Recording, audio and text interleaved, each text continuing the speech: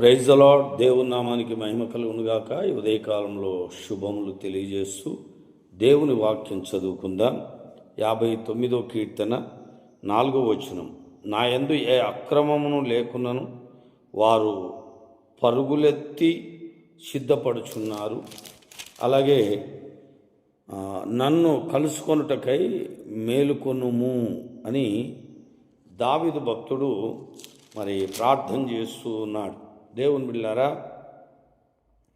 నాయందు కదా అంటే నీ యందు ఏ తప్పు లేకున్నా, ఏ పొరపాటు లేకున్నా, నీలో ఏ అక్రమం లేకున్నా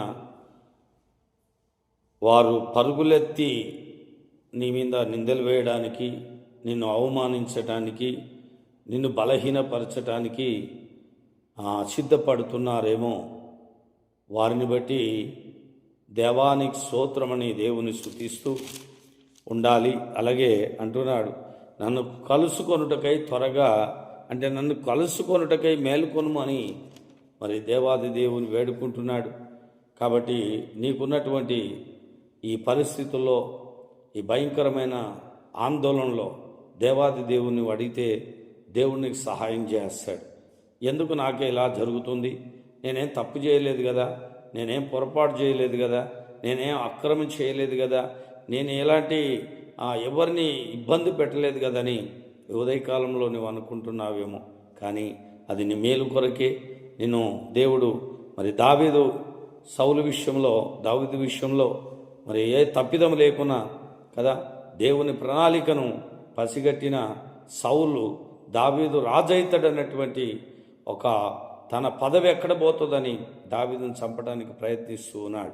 కనుక అలాంటి దేవుని యొక్క ప్రణాళికలో ఉన్నవారికి శోధనలు, నిందలు, అవమానాలు వచ్చినప్పుడు ధైర్యంగా ముందుకు వెళ్ళాలి.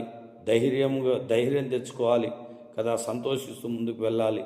అప్పుడు దేవుడు నిన్ను అద్భుతంగా దీవిస్తాడు. చిన్న మాటలు దేవుడు దీవించునుగాక. అలాగే ఈ ఛానల్ సబ్స్క్రైబ్ చేయండి. దేవుడు మిమ్మల్ని ఆశీర్వదించునుగాక. చిన్న ప్రార్థన చేసుకుందాం. పరమ తండ్రి, నీకు వందనాలు. గొప్ప దేవ, ఈ ఉదయకాలంలో ఈ మాటలకు ఏకీభవిస్తున్న ప్రతి బిడ్డను దర్శించి వారిలో ఏ తప్పిదం, ఏ బలహీనత లేకున్నప్పటికీ, నాయన ఏ సమస్య యొక్క పొరపాటు లేనప్పటికీ, ఏ అక్రమం లేనప్పటికీ, నిందలు, అవమానాలు, నాయన భయంకరమైనటువంటి పరిస్థితులు వచ్చినప్పుడు నాయన వారిని దర్శించి వాటిలో గొప్ప విజయం వారికి అనుగ్రహించండి, దీవించండి.